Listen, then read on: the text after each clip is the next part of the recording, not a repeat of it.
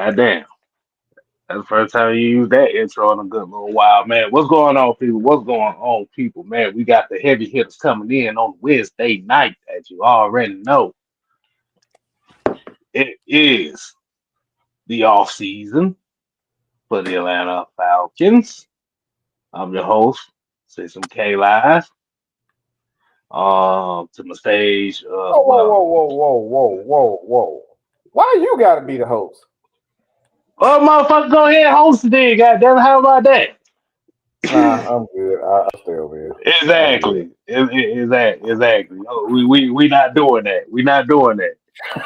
We know the protocol. Nah, but for real though. Like you said, man, I'm your host, System K. Like you said, to the screen on your screen left, as you already know, this some bitch right here. Uh, we got Mad Body Sports, aka the Senator, in the building. Howdy. Howdy, partner. And right below me, you know him as the minister. Jew Talk Sports is in the building. Yes, sir. Good evening. And right below Mike, you know him as the Summer Hill Nightmare. It is the Don in the building. Rise. There you go. All right, man, fellas, how like you said, how y'all days been today, man? How y'all been feeling today? Hey Bless, man, man. it's 9:12, and believe it or not, I haven't even ate dinner yet. Whoa, whoa, whoa, Hold whoa. on, You wait I again. know you, Wait, man. wait, wait, I wait, know wait, you, wait, man. wait a minute, Ron Drill. Wait a minute, Ron Drill. You ain't Mm-hmm. ate. Hold Nope, on, wait a minute. Let me nope. check outside. Make sure the goddamn moon ain't falling on the ground or nothing. Hold Mm-hmm. Man, on. shut the You hell up. gotta be. You I gotta be. already know. Look, Okay, the moon's still out there. Okay, we cool. look, I've been busy with my, my side hustle, so I ain't had time. Mm. Okay, I'm all okay. trying to make my money. Come on now. Okay. So what? Eating that buffets is your side hustle? Hey, shit, ain't no wrong with that. I want to pay me to eat, but easy money. Hey, shit, it's actually. Well, I ain't even tripping on that. Shoot, I'll do that too. All right, man. So, like you said, bro, we got a good one coming on this evening. Go ahead, give a shout out to the people that's in here already. We got Pat Norris, Georgia, Texas boy, John St. Clair, Dre Murphy, King Treyway. Got my girl Sonia in here. Oh yeah. G Coleman. We got Mucho in here. We got Carlos.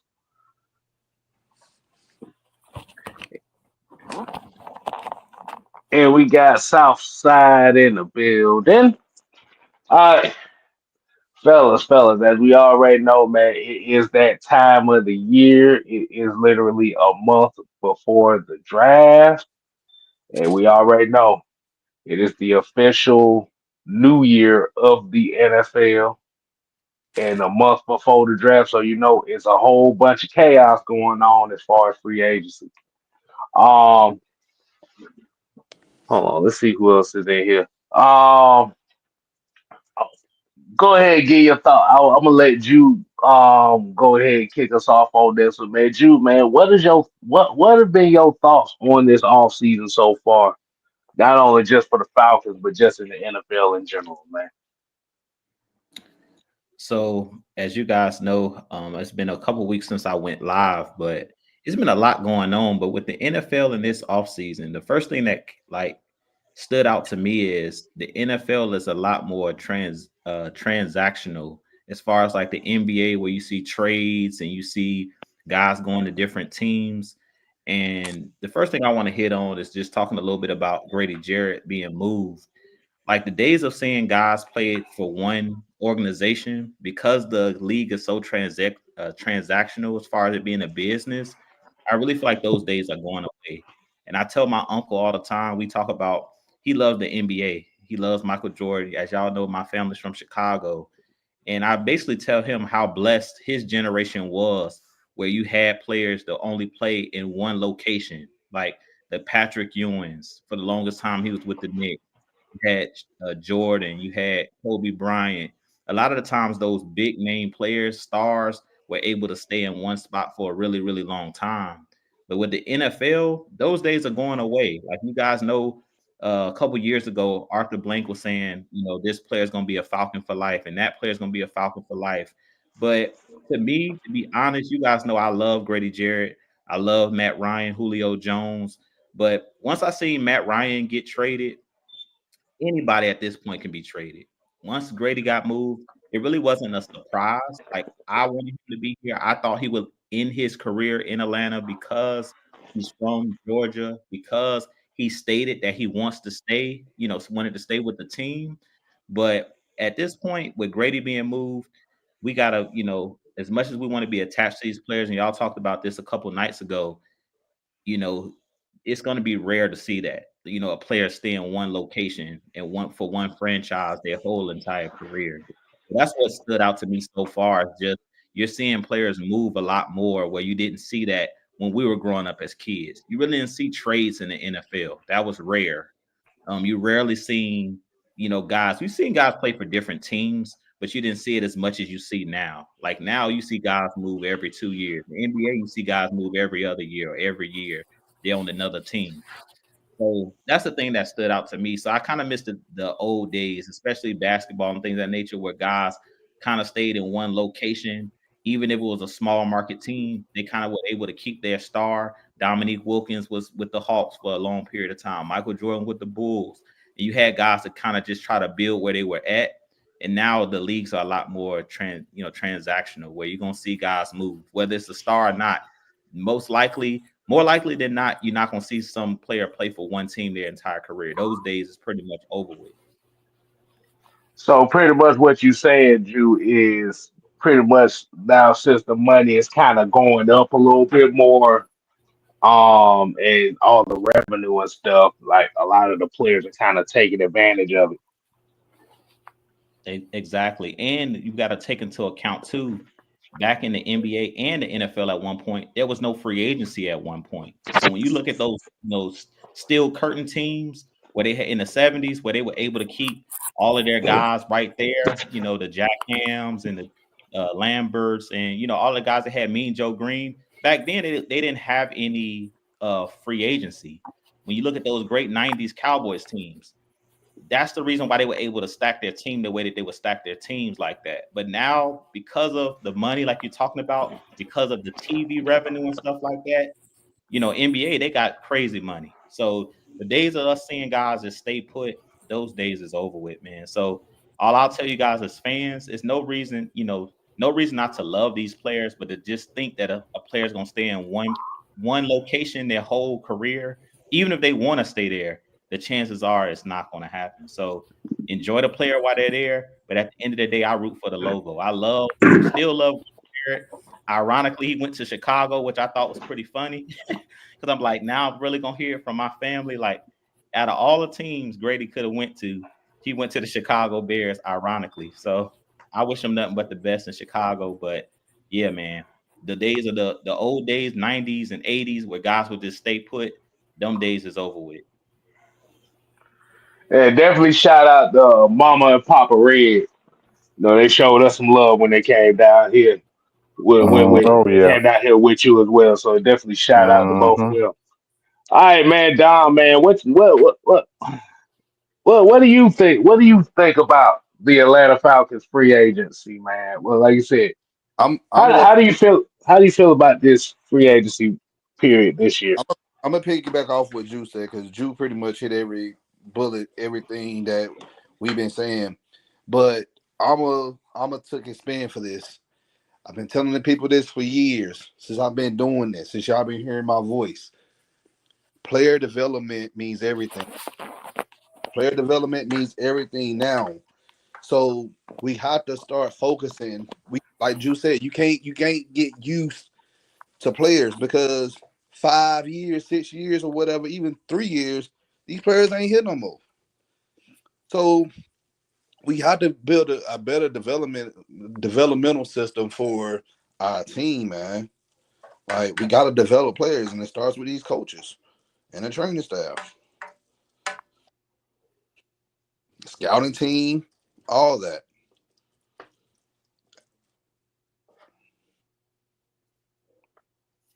That's it.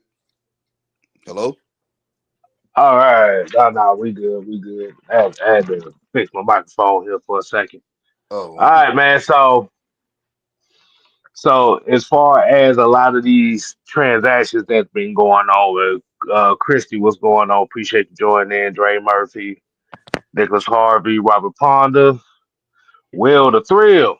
Um, so Mike, I want you to go ahead and give everybody your thoughts on not just but the Atlanta Falcons right now and the free agency and how they have attacked it this year, man. What's your thoughts on it, man?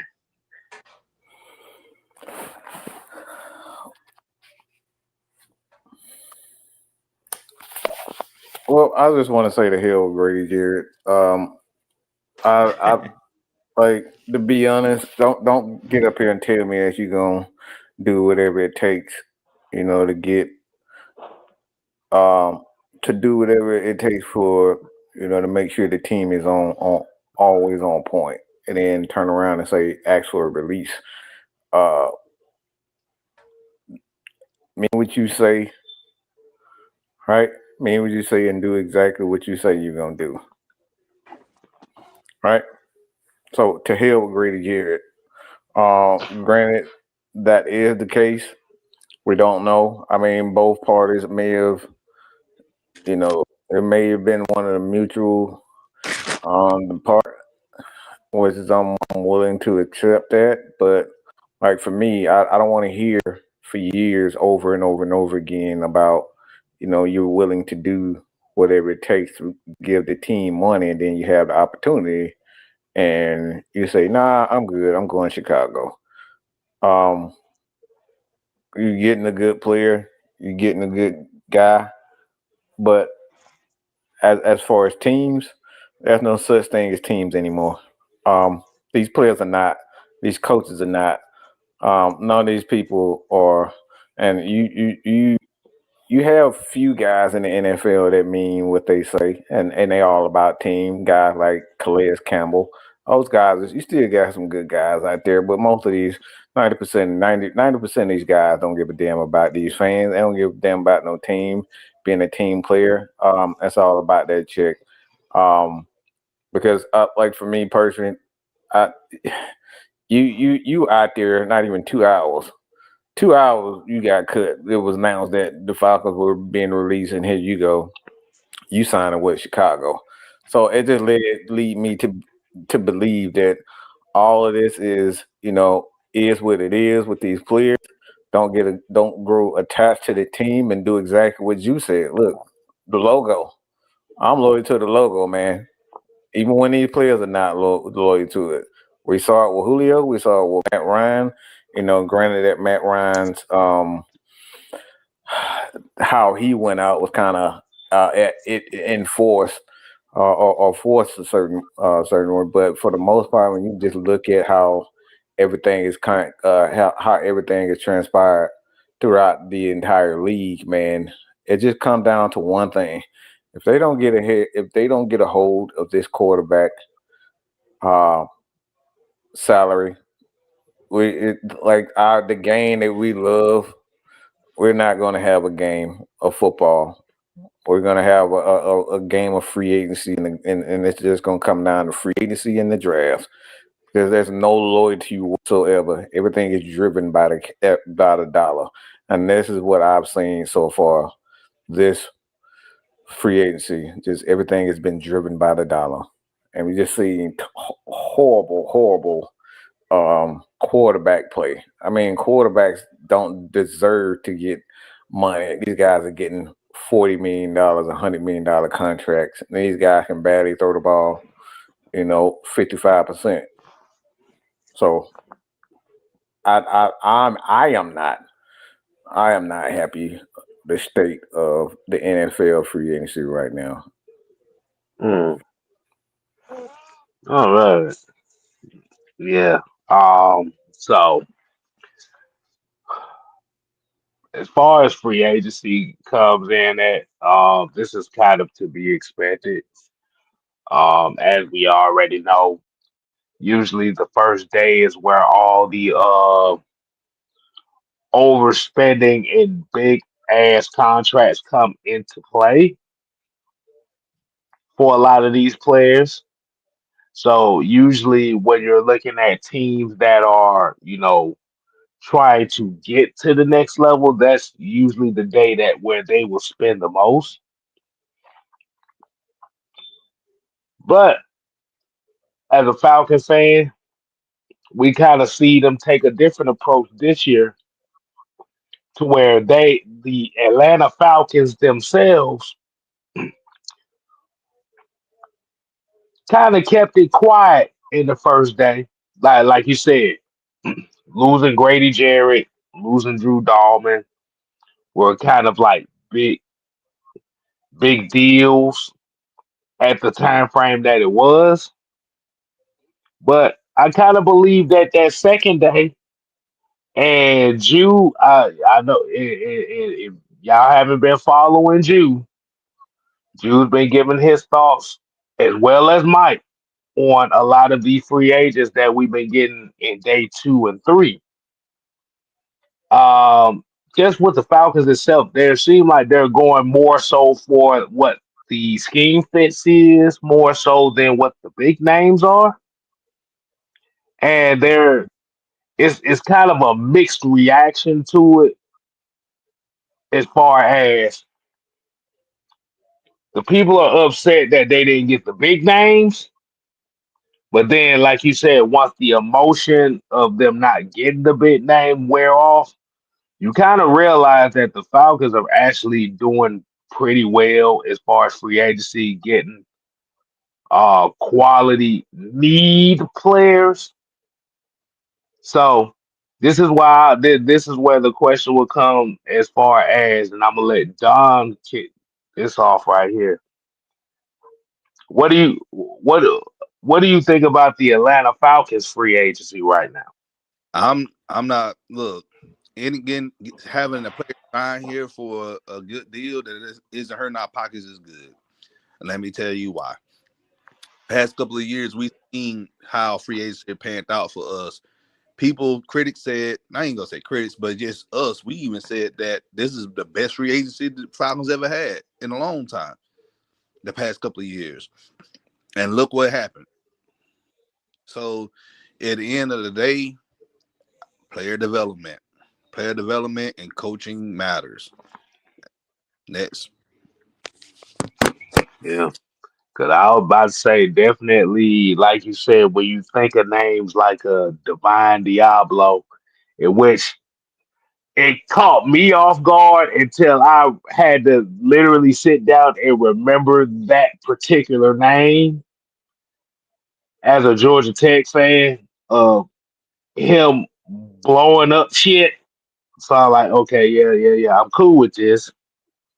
But like you said, I'm in the mindset as far as free agency at this point in time where you have invested a lot in your draft, even though people are saying that Terry Fontenot ain't been doing well as far as the draft, but they have invested in a lot of things as far as not only just the front seven, but they invested in the offense and stuff like that.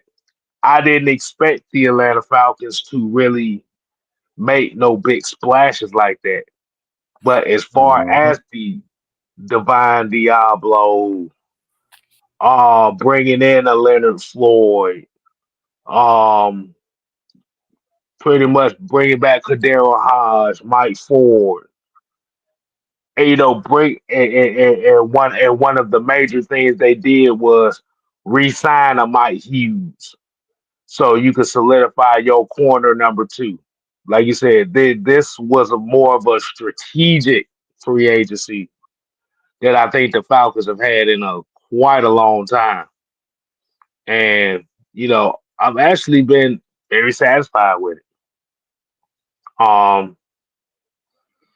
It did, like you said, it's just filling up a lot of needs to where it just goes back to that NFL draft that we got a month from now. We basically just left in a loophole about who the hell they gonna take, and I just think that's just the best route to go. You fill in the needs, you get your best players in the draft. Also, bring back Kadera Hodges. Yeah. Excuse Yes. me, Don. What are you doing, sir? Ain't doing nothing. Okay.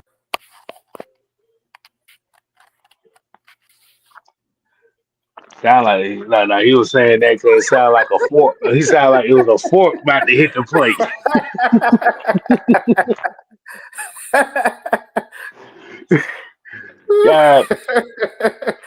Yeah. So That's how he see me. He gonna keep. yeah, He gonna kill me, y'all. right. I thought I heard a fork hit a plate for a second back there. I know, but I know damn well. There's no, I see, But I see all of y'all on Friday. see, he already threatened us with food. Ain't this about a bitch? But I'm gonna let Mike go with this one, and I'm gonna let you go right after this. What do you think about the signings for the Atlanta Falcons so far? What do you think that represents? And what do you think is the plan attacking this draft based on this free agency so far? I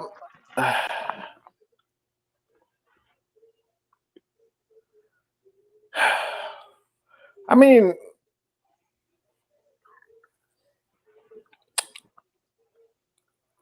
I think that defensively, I think there's a clear, for me, I still don't think he has a clue what he wants to do with the front seven. That's just my thoughts. I don't think he has any clue what he wants to do.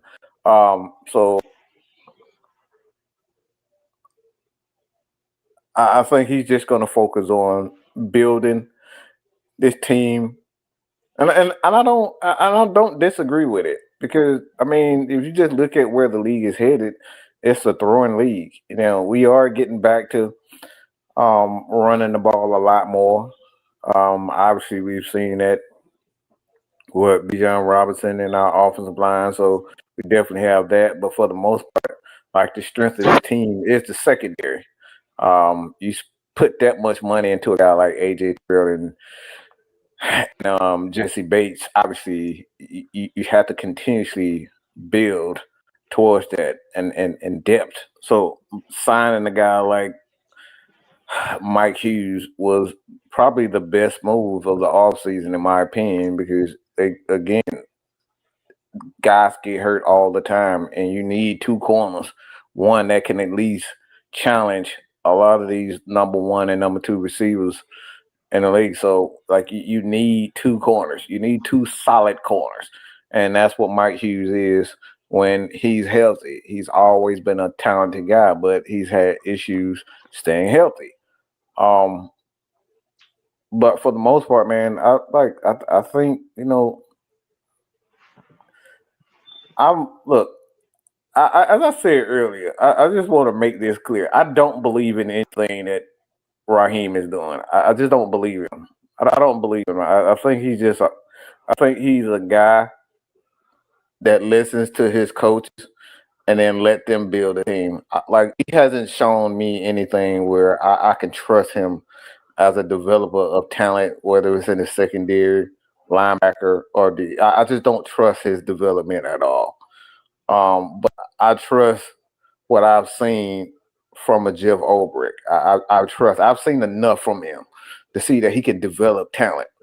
So until he shows me that he's capable, Raheem, of developing talent, I'm just going to trust the coaches. And at this point in time, if I could have done a wonderful job, Kyle Smith, I think he's one of the most underrated front office guys and scouting guys along with Terry Fontenot, those guys know talent. They know talent, and they consistently get talent in here. So it's like I'm gonna trust those guys to bring in talent, and you just gotta keep, you just gotta wait. It's a waiting process to see what happens at this point in time. Like it at the end of the day, I know it's something that a lot of people not gonna like me saying, but sometimes as a front office, you need somebody who's gonna shut up and do what you tell them to do. And Raheem is that guy.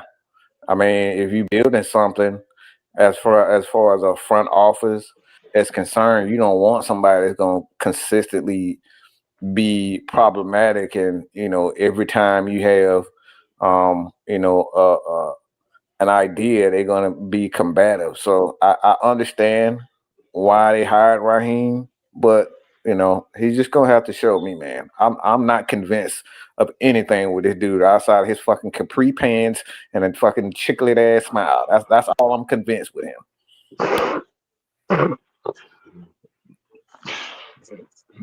That damn much.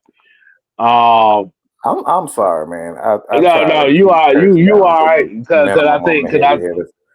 no, you all right because the thing about it is he's still kind of on the hot seat as far as you know what's going to be the improvement. And this kind of translates into the question I'm gonna let you go ahead and cook on is as far as this free agency for the Falcons.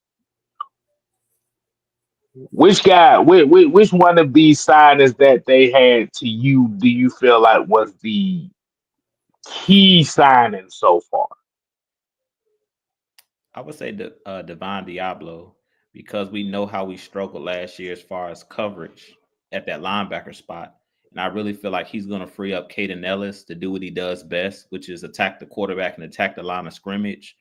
And Devin Diablo, he's like a guy that basically he excels in coverage, and that's what we were struggling with. So I know a lot of people are like, who is this kid? But if you go look at his college film, if you go look at his film with the Raiders, he's exactly what the doctor ordered. He's exactly what we needed. We needed a guy that can cover. Scheme fit. He's a perfect scheme fit for what we want to do. That's it. He's just a perfect scheme fit. So that's what we really need. We don't necessarily need a big name. We need somebody that can do what we were struggling with, cover up some of the flaws that we had last year, and that was the middle of the field. And that's the reason why you guys know I love the players that put on that black and red, but that's one of the reasons why I didn't want Nate Landman back, because we were asking him to do his weakness. He's not a coverage linebacker. So I love that he's physical downhill, but in the scheme that we're running, your linebackers got to be able to run. So Troy Anderson, Deablo, even like converted safeties that's playing linebacker. So like those hybrid type players are perfect in this scheme. Deion Jones could have played safety. He was fast enough to play safety, but he was a linebacker. And that's what I feel like Deablo is. He's the same thing as what you got out of a Deion Jones. He's a guy that can run sideline to sideline. He's a guy that's comfortable in coverage because he played DB in college. So it's not like you asking him to do, because most linebackers, they're not comfortable in coverage. They're basically the running back of the defense. So they used to crashing down, stopping a run is always the first thing you tell your linebackers. You always want them moving their feet. But because we're in a passing league, like Mike was talking about, where teams are going to spread you out, you got to have guys that have that lateral quickness. It just needed in today's NFL. And that's why you're seeing a lot of teams, they're taking their linebackers even off the field in certain situations and just putting Nick another corner Bolton. out. Yeah, Bolton for Kansas City. He's a perfect example of that. right.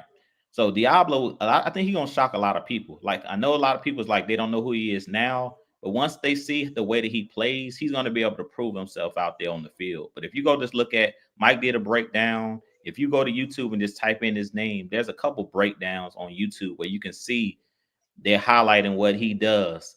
And what he does is what we needed. And that second level, teams was eating us up, like throwing across the middle. And that's the reason why D. Alford got beat up so bad, like by Falcons fans, where they're like, D. Alford was getting picked on. D. Alford's not that good. It wasn't that it was D. Alford. It was that the middle of the field was just being attacked at all times. So D. Alford looked like it was all on him. But to be honest, They were attacking our linebackers. They were attacking just the middle of the field in general. So I feel like a lot of that's going to be, get dealt with now that you have a guy who can cover man to man. Like Diablo's good enough where he can go man to man with a tight end, with a slot receiver, with a running back. He has that athleticism because he's dang near a safety or a corner. He's only 225, like 6'3", 224. So he is a smaller linebacker, but that's the new age NFL. If you go look at the average linebacker, these guys are like 240, 245. The days of the 250 playing that linebacker position, those days are over with because of even these tight ends have gotten a lot more athletic. When you've got to cover, a Kyle Pitts, a Travis Kelce, these guys that can run routes like wide receivers, you got to have guys that can move their feet laterally. Let's just be honest. So I really feel like Deablo was the biggest move. A lot of people just seen it like, oh man, who is this? But when you see him on the field, you're going to see the difference because teams are not going to just be able to pick on the middle of the field and look at those slants, those quick slants and things of that nature. A lot of that's going to get rectified, especially if we go back into the draft and they go and get like another hybrid type player. Like they go out and get the kid from Georgia that can cover Walker. If they go out and get another guy, then you're looking at Deion Jones, Devondre Campbell 2.0. If Troy Anderson can ever stay healthy, you'll have those two linebackers that are super athletic, and that'll lock down a lot of that stuff. The quick passes across the middle of the field, that'll subside if we can get somebody that can run. And last year we just didn't have that. So because that was our Achilles heel, we made it easy on teams to just pick on the middle of the field.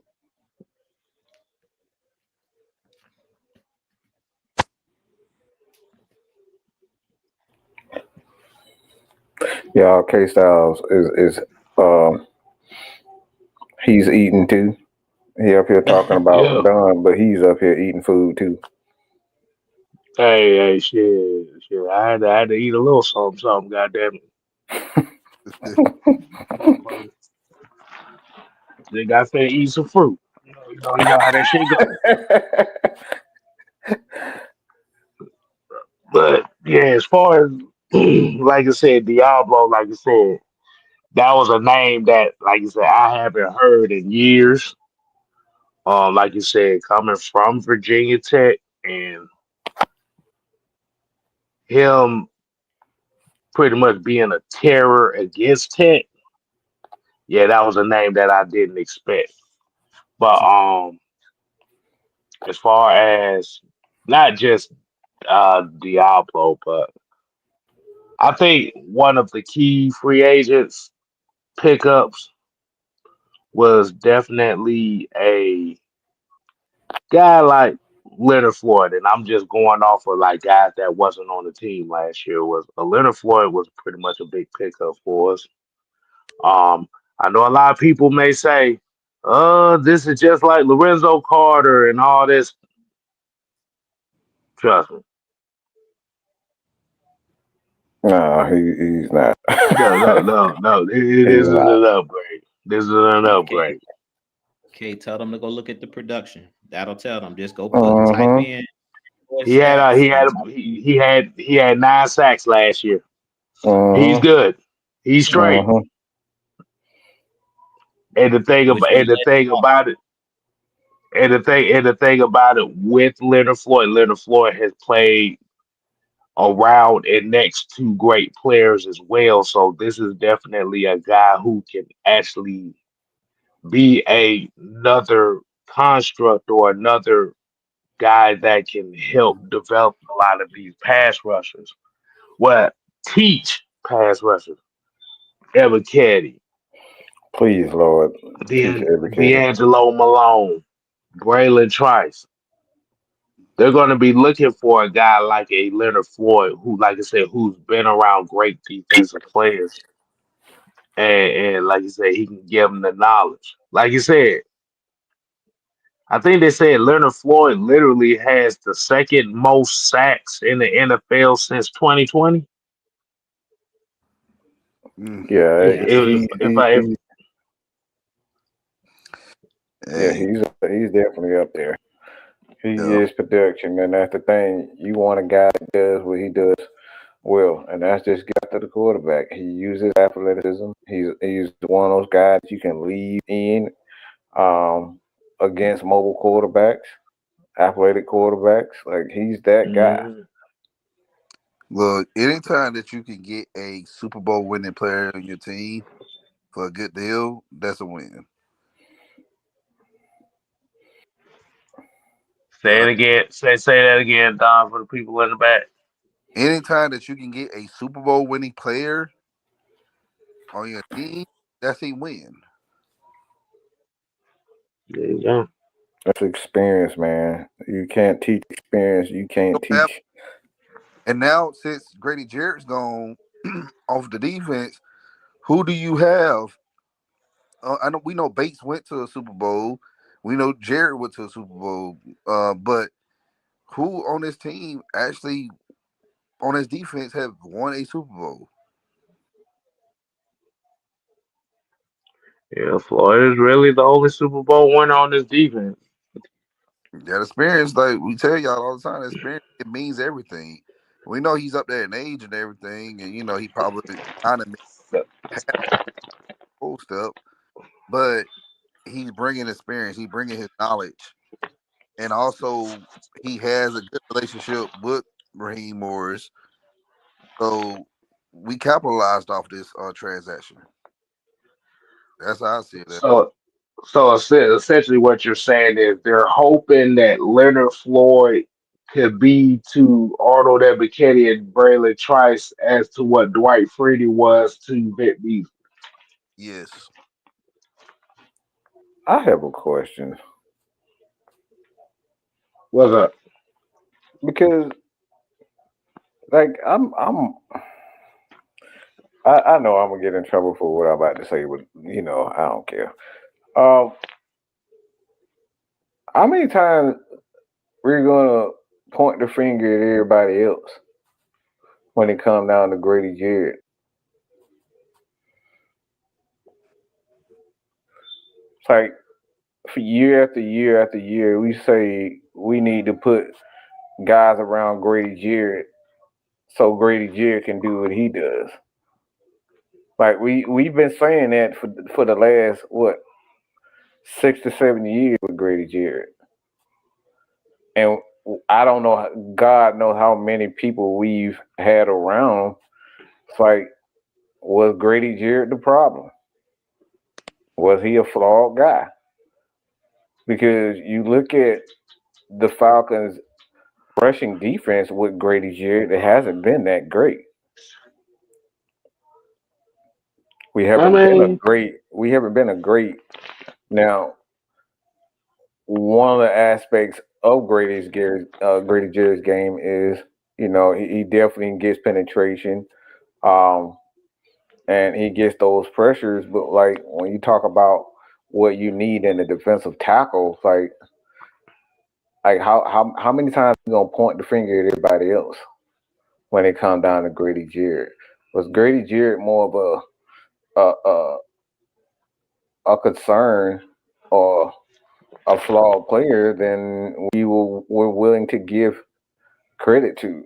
And this is probably for him personally. It's probably why he wanted to go to Chicago, because if Chicago end up having the same issue that the Falcons, because like this year with Grady Jarrett in there, even when he was healthy, like our run defense still wasn't great with Grady Jarrett. Yeah, You I see agree what yeah, I'm with you, saying? Mike. I But agree with you, Sam. oh man, I wanted. That was my next thing I was gonna say about Grady. Yeah, cause like I just we gotta just be real, bro. Yeah, We just gotta gotta be, be real. yeah, because our run game, our run defense, it had years that were good, but then we had years that was horrible. And last year was not good at all. This what I'm gonna say about what y'all saying. I agree with both of y'all with what y'all saying, but I think the biggest issue when it comes to Grady Jarrett is they were using him as if he was a true nose or a true defensive tackle. They were That trying to use him as he's a true Yeah. anchor of Mhm. a defensive line, and that's not what Grady is. And that's why I kept saying we said when they had Rasheed Hageman, the year when they had Dontari Poe, he's a true three tech. So Grady is a guy that can rush the passer from the middle of the defense. He can create penetration and get in the backfield and get tackles for loss and things of that nature. But he can't do that if you have him playing the true nose.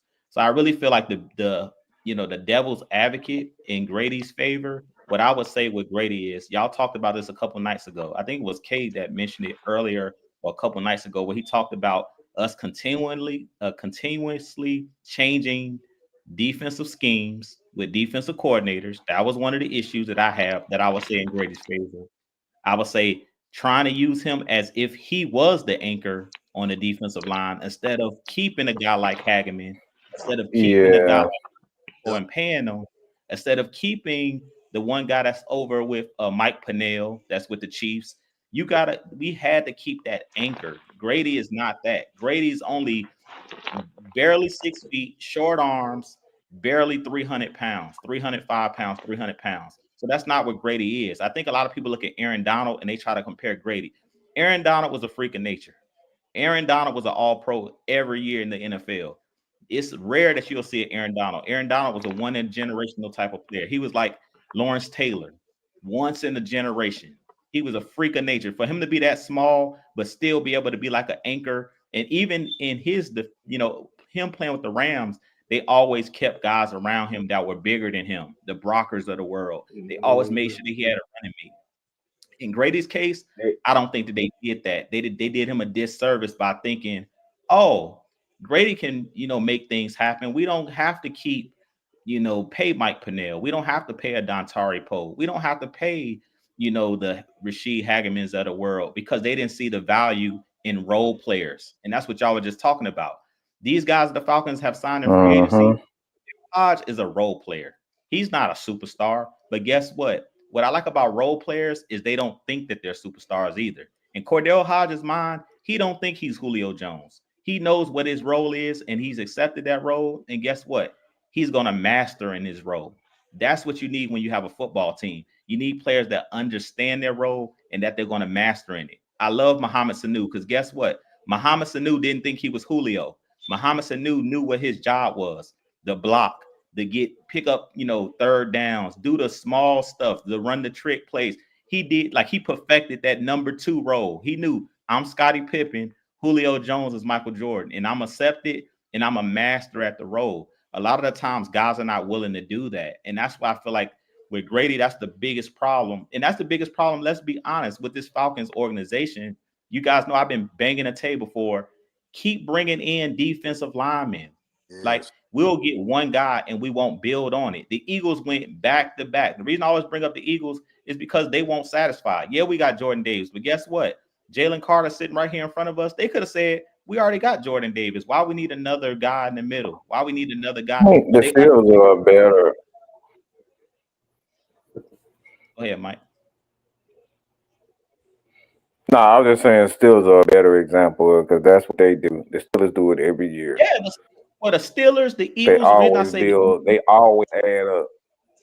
Yeah, they always have multiple guys that can rush the. Look at the Eagles team last year. In that Super Bowl, you were hearing all the guys' names called. You didn't hear one guy. You didn't just hear Jalen Carter's name. You seen Josh Sweat flying off the edge. You seen at one point they had Hassan Reddick on that team. At one point they had Fletcher Cox at one point on that team, and all of these guys were on the team at the same time. It ain't like they just had Grady Jarrett. Like for the Falcons, we can never say we had about 5 or 6 guys that can legitimately get after the passer, like a rotation of guys. And that's my problem. When I say when you build in the trenches, you can't just get one guy. That's my problem with the Falcons. We want to say, well, let's get Trey Hendrickson. That's fine. But guess what?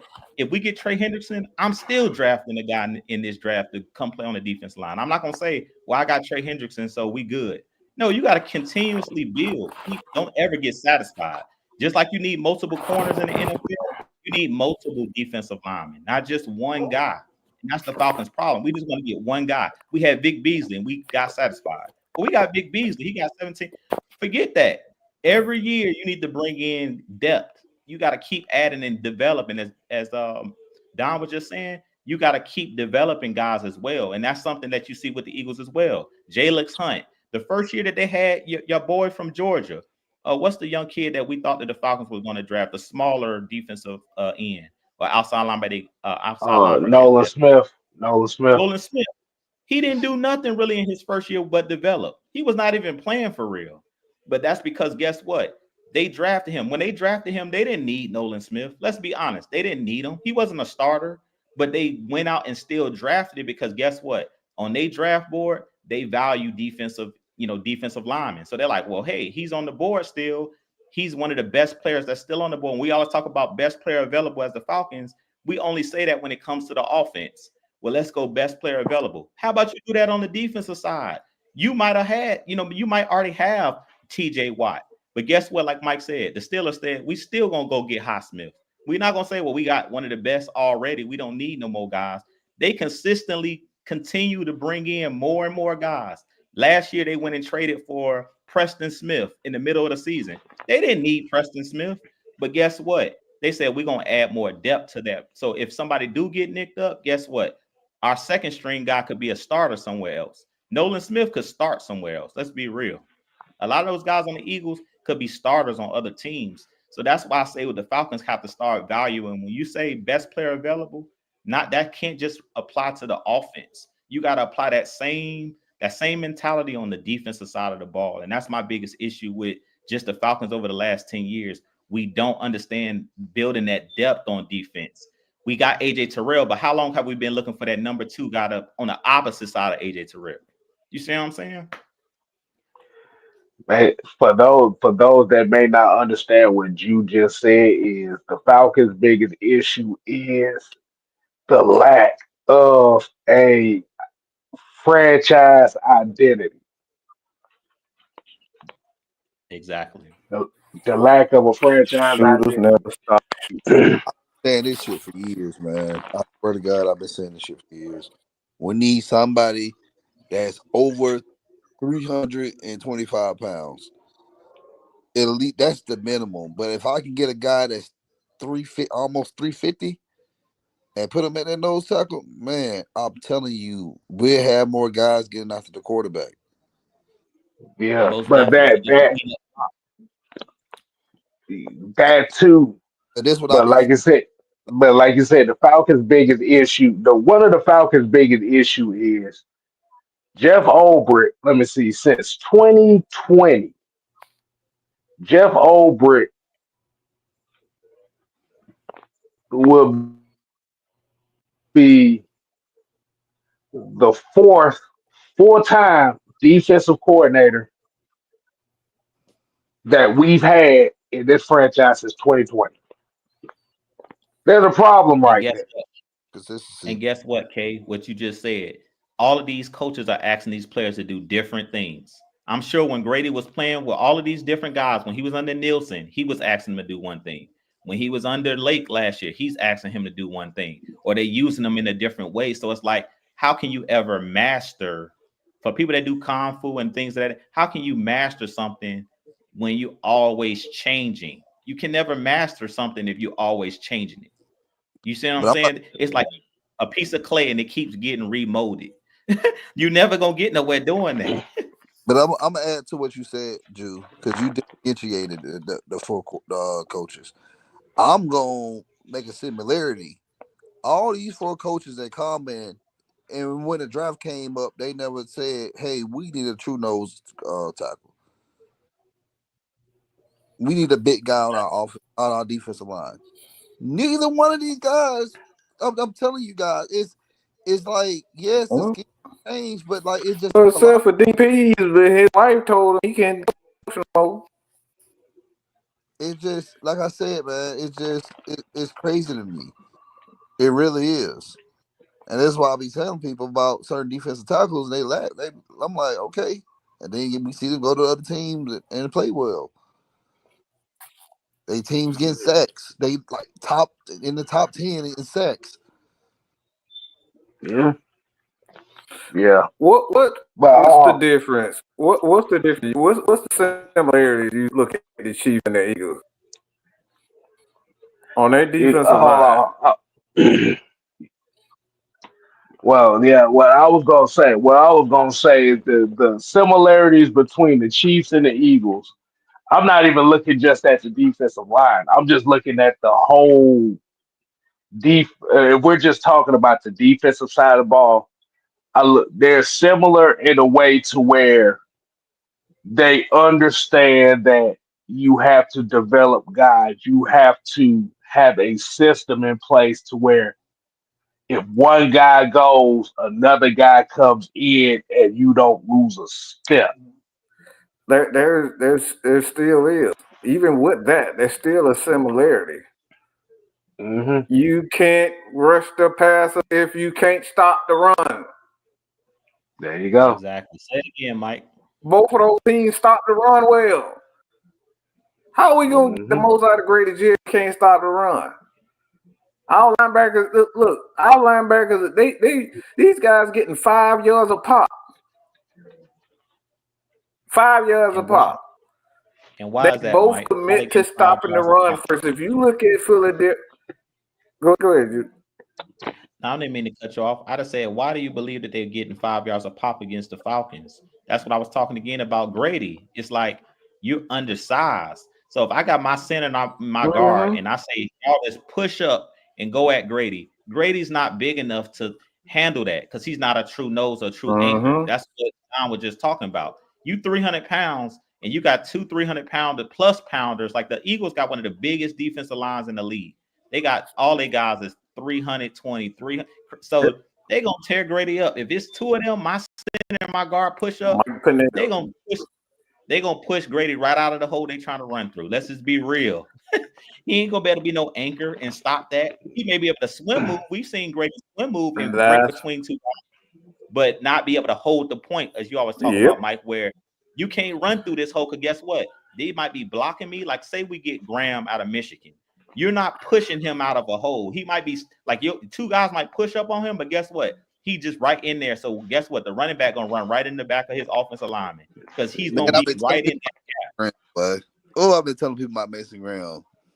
We got See, I'm it. telling That right there is what I'm talking about. see, see, That's what I'm see. saying. Both of those teams, even look at the Chiefs, they look, even when they got their ass whooped, they like Philadelphia couldn't run the ball. All night they couldn't run the ball in the Super Bowl. And No. they got blown up. But that's what I'm saying. It's like if you stop the run, that's where everything on the defense begins. You gotta be able to stop the run. That's the difference. If See, you look at the Falcons in 2016, they had big Rashid Hageman, and when he came along, and We they have had Upshaw, they had all those guys to be able to come in and stop the run when it was necessary. we We had Babineau. haven't had that since. Babineau, you Yeah, had, like you said, and then your linebackers too that played a part in it too, like a Shaw Weatherspoon. Um, like you said, you had a Brooks Reed who could contain the edge. You had a multitude of guys. Hell, look, Brian Poole was even a damn big key to the damn defense because he was a guy that could hold the edge, you. blitzing off the slot. But when you got that big Rashid Hageman, 6'7", 300 plus pounds, blocking up Hmm. everything, if you gotta go to the edge, guess what? You got Deion Jones shooting gaps. You got Campbell shooting gaps. And the center, he can't get to the second level. That's another thing that I didn't hit on. If you go look at film with Grady Jarrett, guys can get to the second level because he's not that big. You want a big guy in the middle because you don't want to let that center push up to the second level. Because guess what? He's going to get a linebacker at that point. So the Deion Jones, Mm-hmm. we've been struggling with when we see these 5-yard runs, 10-yard, 15-yard, it's basically they knock Grady Jarrett, two guys knock Grady Jarrett out the hole, and that center's Yep. going up to the next level to get your linebacker. Once they get that linebacker, it's a reason Richie Grant getting 100 tackles. Because guess what? That running back is getting to the third level. That's the problem. Mm-hmm.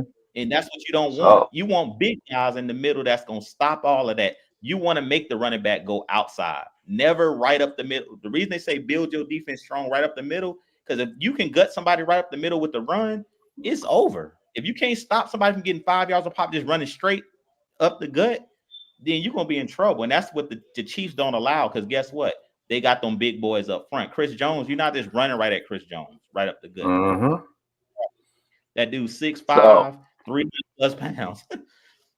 right. So based off this conversation that we're seeing that we're talking about right now, And I kind of want to get into what y'all thoughts about, Drew Dalman being gone and how it impacts. But I will say this last thing. Um, yeah, the defense is not going to be complete until you, like you said, until you be able to find that guy who can hold up a lot in the middle. Like you said, as far as Grady Jarrett, like you said, Grady Jarrett, I'm just gonna be honest. He was a Robin. He wasn't a Batman, but he was a Robin, which is Mm-hmm. still good. But we loved Grady so much that we were willing to go Look past his look past weaknesses. Mm-hmm. look past his weaknesses because he's been here the longest and he's been here through the thick and the thin. And that is just a tuggle. So he was a homegrown talent. But the thing about it with Grady was a Robin. He wasn't a Batman. Everybody also And, seen that performance in the Super Bowl, that we could have won, but Mm-hmm. everybody seeing that as his legacy, of why he should still stay here. But well, like I said, you had Rasheed Hageman, big ass, holding up the centers and the guards on the other side and allowed him to go one on one with a lot of these guards. yep. Say that again, Kay. That's what the key. And that the problem is the coaches that y'all were talking about, and our scouts can't see that. Why can't they see what we see? That Grady is not Batman. Grady was an overachiever. That's what Grady was. Grady was Rocky. Mhm. Nobody expected him to be anything. He was, I think, a 5th-round pick. They didn't expect Fifth Grady to round do pick. what he did. They didn't expect Grady to do what he did. The reason everybody loves an overachiever. Grady was an overachiever. He's still a good player, but the reason I think he'll have more success in Chicago because they're not going to ask him to be the nose. They're not going to ask him to do that. They're going to ask him to be Robin. It's just like if we would have asked Sanu to be Julio, it wouldn't have looked good. What happened to Muhammad Sanu when he went to the Patriots? He won't the Low same season. player because they didn't know how to use him. You know what I'm saying? We see that all the time when guys go to another location and they're not the same person. Why? Because they don't know how to use them. It ain't that the player sucks. He sucks in that scheme or the way that he's being used. All right, so we got about, let me see, it look like we got about 20 more minutes. I want to kind of get y'all thoughts on the Drew Dalman leaving situation, and I want to kind of get your quick thoughts on how do you think that would impact this upcoming draft. So, Don, I'm gonna let you go ahead and rub point on that one, man. So, how impactful was the loss of Drew Dalman in your thoughts?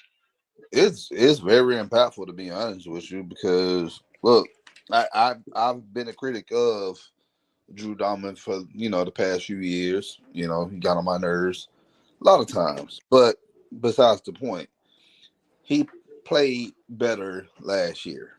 All right, especially under this new scheme under Zach Robinson that we're going to continue to run this year. So that tells me now, you have a huge hole in an offensive line that we have to address, either free agency or the draft, or Newsel, is he gonna be that guy for us? So those are questions that I'm raising, for myself to see what's going to be next, because that's very crucial. We're gonna need a center, especially for our young quarterback in Mike Penix Jr. Mm. We got a 4.99 super chat from BP here. Said, "How can Grady be an anchor with Route 96 beside him?" Yeah, that goes back to what you said. Is the coaches not recognizing that Grady needs damn help? His He needed a real defensive tackle. Route 96 was some bullshit. I'm sorry to cuss on this show, but Route 96 was bullshit. Uh, uh, uh, everybody knows how I feel about that. I don't need to explain that. I think it's Uh, a philosophy. It's the whole philosophy that the NFL is turning into three tech central. You just gotta just draft a bunch of three techs and you'll be successful. And that's far from the truth. At the end of the day, you still gotta stop the run. And a mhm. lot of these big nose tackles, the Grady Jacksons, uh, those guys are still. I mean, you look at teams like the Steelers, obviously Baltimore. the Eagles, the Chiefs, like Baltimore, like all these guys have these big fat dudes. I mean, this dude literally just he's getting interviewed, and I forget the guy name, Pierce something, but he's getting Oh, interviewed by Michael all the, Pierce. like he's getting interviewed for just being fat and standing there and getting the interception. That's his one Hmm. highlight. Hmm. That's his job. All he does is stop the run, have them stop the run. He's a rotation piece, and he does his job. So the Look, thing like I, is, these coaches they think that this Dan Quinn bull crap, or we just have a team full of three techs. That's all you need. It's like, and it's far from the truth. You got to have a big guy in the middle that can eat up space. That's what football has always been. But I'm gonna tell you something. Buffalo, for a great example, they rely too much on Ed Oliver. If they can get them a true nose tackle, that'll make their defense so much better. They already got a good defense, but this is what's keeping them from making it to the Super Bowl because they can't beat Kansas City. They don't have Mm-hmm. a tackle. well, well, they got a good defense for now, but shit, they about to lose another damn starter.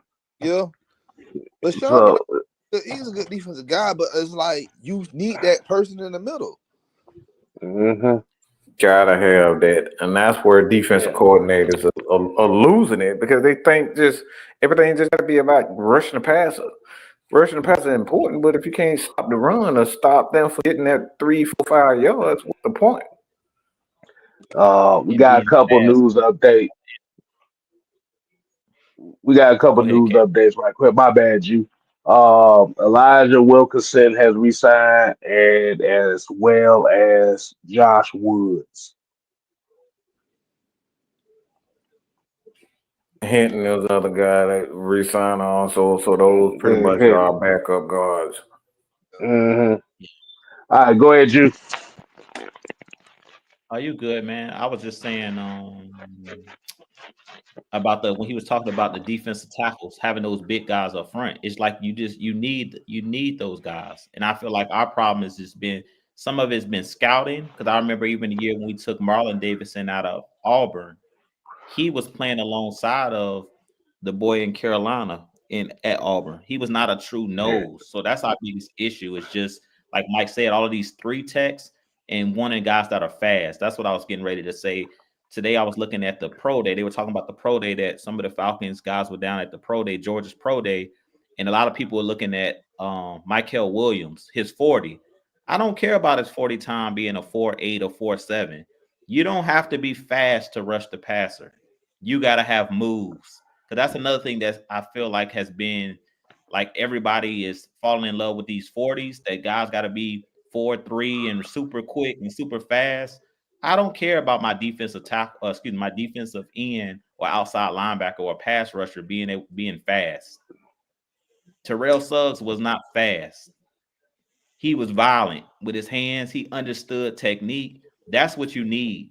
So Michael Williams, Mm-hmm. for Georgia, he's still on my radar. I don't care that he ran a 4.7. I don't care. Because I turn on his tape and I see that his hands are violent. I see that I can't teach 6'6". I can't teach those long arms. I can't teach that. The stuff that God-given ability, how tall he is, how long, I can't teach that. You know what I'm saying? You can't teach that. So anybody looking at, oh, he's 40 time at the pro day and that's kind of slow other compared to the other guys, go turn on the film of him at Georgia and see his pass rush moves, see that bull rush, see him that rip move, see those pass rush moves. And then that's where that's where the difference comes in. I feel like everybody just looks for speed. That was something that Dan Quinn always preached about, fast and physical, and they were enamored by everybody being fast. yes, you do have those speed rushers that are really, really good, but you also have those power rushers or guys that know what to do with the moves that get them to the quarterback without being ultra fast. You don't got to be super fast. You got to be a football player. That's why I'm not buying. Mike doesn't know how I feel about Shamar Stewart. No disrespect to Shamar Stewart, Oh but I'm not. God! Oh, ew, ew! I I'm not. almost threw up in my mouth.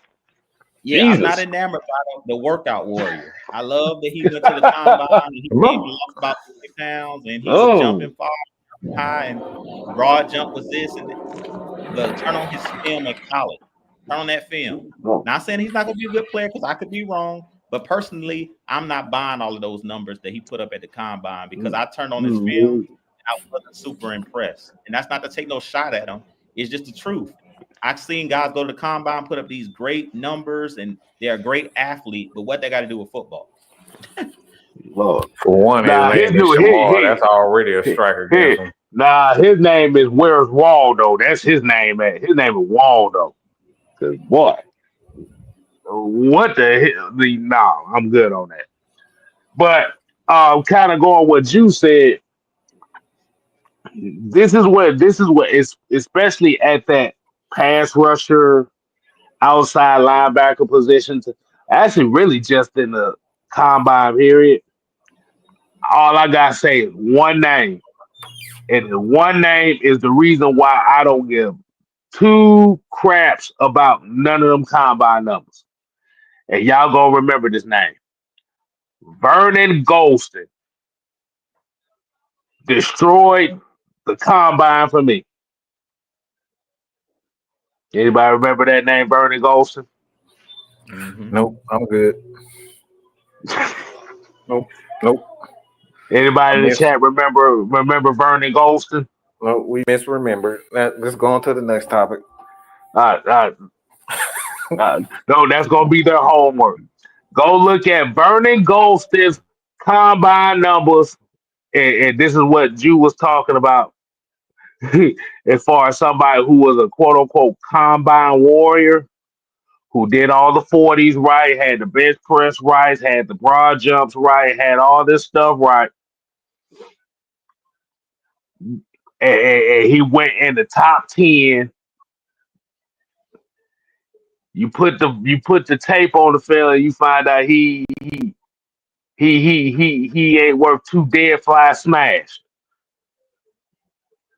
Yeah, I just pulled up his stats. 0 sacks in 3 seasons with the Jets. Yeah.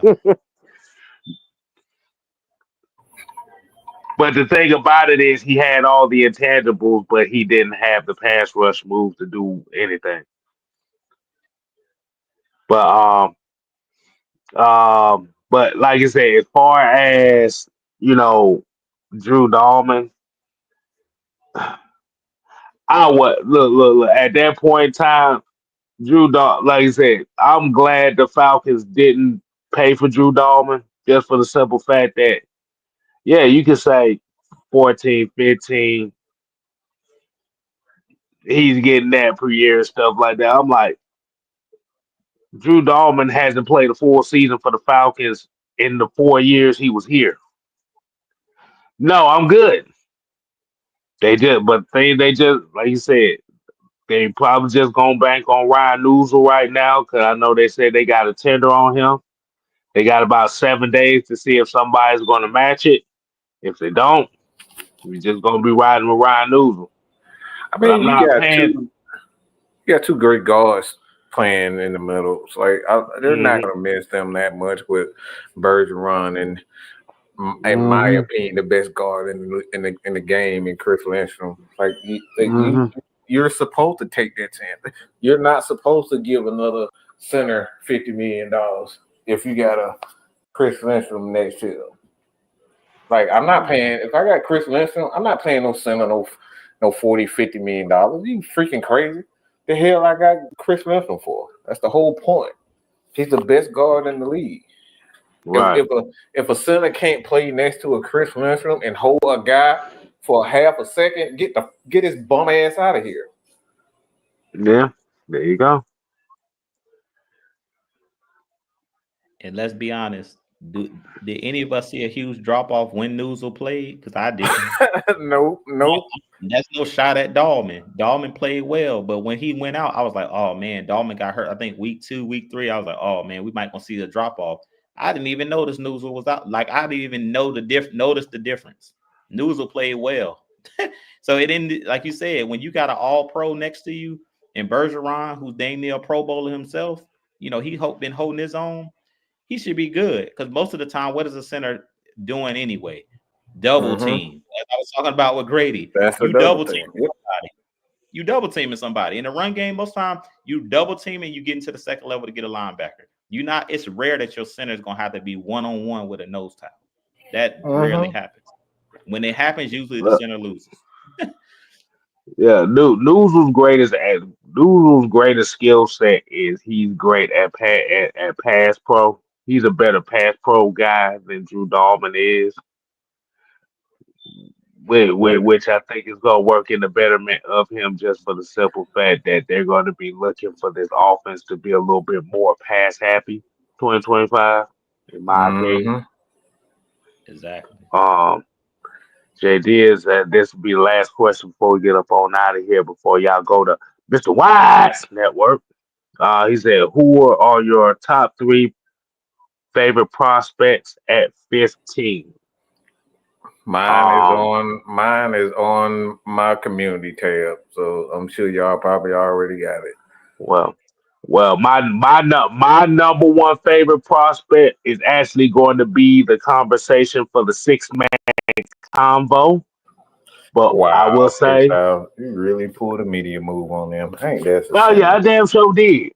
I damn sure did. But if you talk about top 3, I'll name one of them. The 3 top prospects that I see for us getting at 15 is Malachi Stark,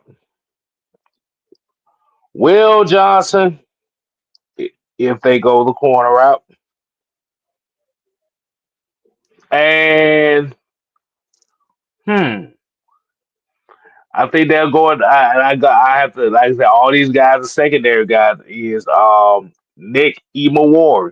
So, like I said, those are my top 3.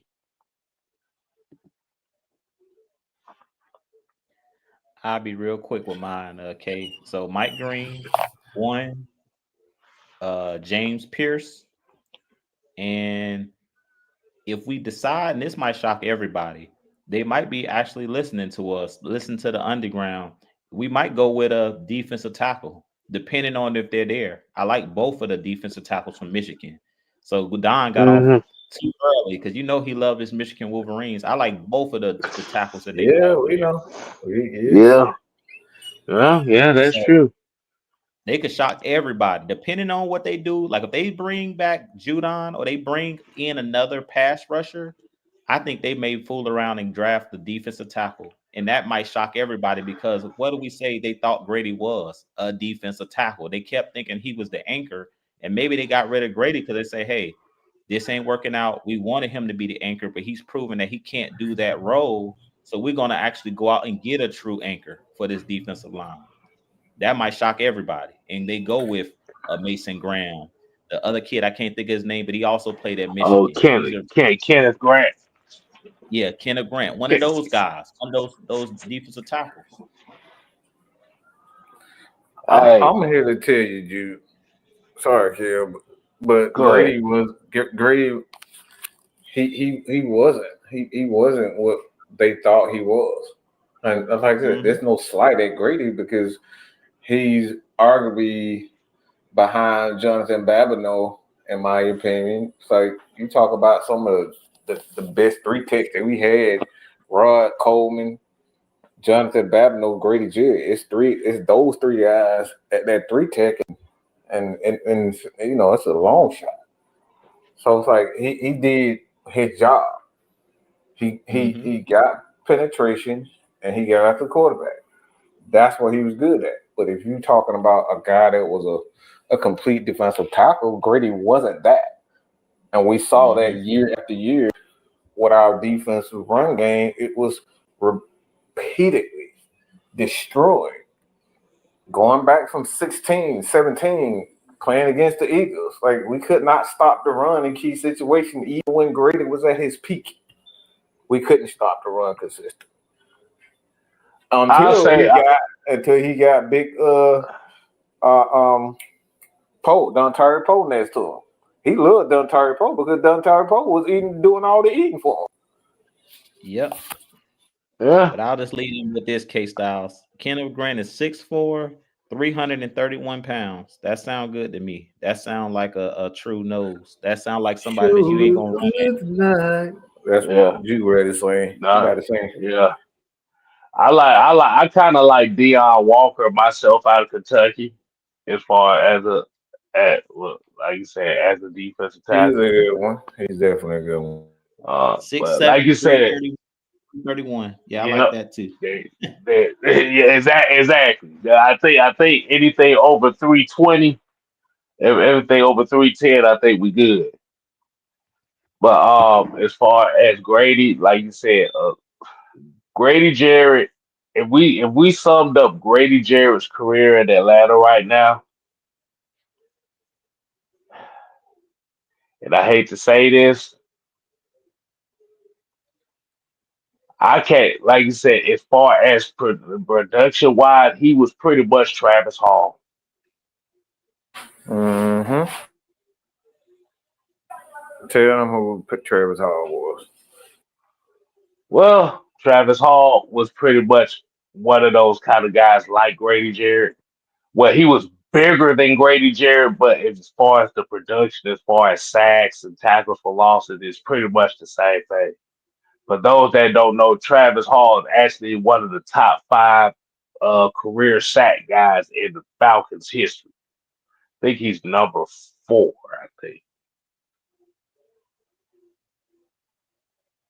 I think he had like 39 sacks for a career, so that's number four all time in Falcons history.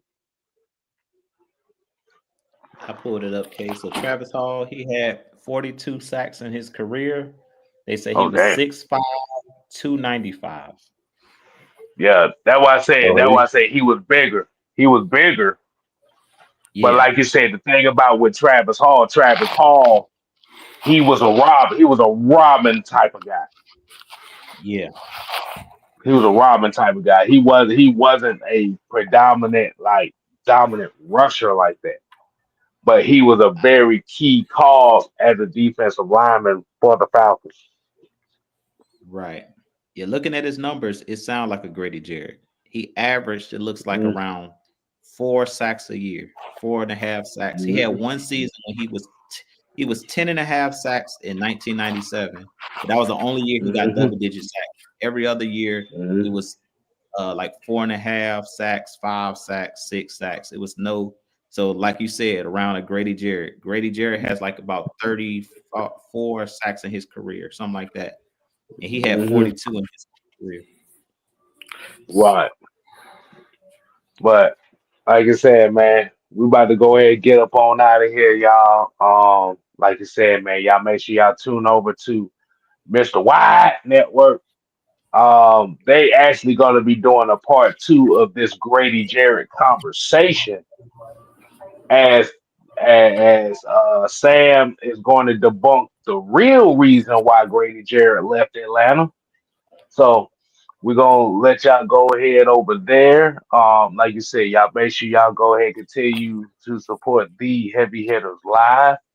Like I said, this is the off season, so you're probably gonna get maybe every show every couple weeks in the off season until we hit it hard in the regular season. Make sure you go ahead and continue to support Juke Talk Sports on the road to 3K as he Mm-hmm. updates you on the Atlanta Falcons news as well as NFL news on the daily. Make sure you go ahead and support Mad Mike Sports, who is on the road to 11. Yeah, about Okay, 10-5, 10-5, almost at 11. almost at 11. So make sure you support Mad Mike Sports to get him to the next goal, 11K. And your boy Sis Man, K Styles, aka System K Live. We need 11 for 1,500 over here. So 11. we all yeah. Yeah, we got to get that. So we doing the damn thing over here, man. The heavy hitters is never going away. Like you said, when we get some big news, we get some love over here. Like you said, shout out to Don who just hopped out here. He probably wanted to go eat a steak or something. I don't know. Um, but hey, look, man, we appreciate it. We appreciate y'all tuning in. Like I said, heavy hitters. Hey, man, been doing this thing about 4 years strong, bro, and we ain't going nowhere. 4, 5 years strong. Mm-hmm. So till next time, people, we here to play. Oh no. We are here to stay. Oh yeah, nigga. You ain't gotta go home. But you got to get the hell out of here. Oh yeah. I know damn well they better not get no damn Shamar Stewart for that bullshit that I saw on tape, boy. Oh! Y'all think I'm gonna be calling him for him to be fired? He get that. I promise you. I'm gonna be That tagging the boy, Atlanta that, Falcons every time I tweet. I'm gonna have 4,000 tweets, and every last one on me to the that Atlanta boy, Falcons. look, that bullshit I saw on tape, bro. Nah, fuck that, man. Hey, look, we need to be going. We need to be going to Fort Valley State to find a damn defensive end from what I saw. I mean, if it's anything, they did say that they wanted to get bigger at the defensive tackle position, so hopefully they stand to that. Man, it better not be that motherfucker. But bruh, I'm telling you, you literally sat there and watched the tape from Shamar Stewart. You still trying to figure out what the hell is he good at? Am I Bro. lying? I I mean, his know, I name is know. Shamar. That's enough for me. That's just done. Shut up, Mike. I'm telling you, bro. You watch that man tape, bro. You gonna be wondering, like, bro, what do you do well? He big and fast, but the shit don't show up. Oh shit, we still online. Oh my bad. All right, y'all. Dude. Kale had a whole rant. uh,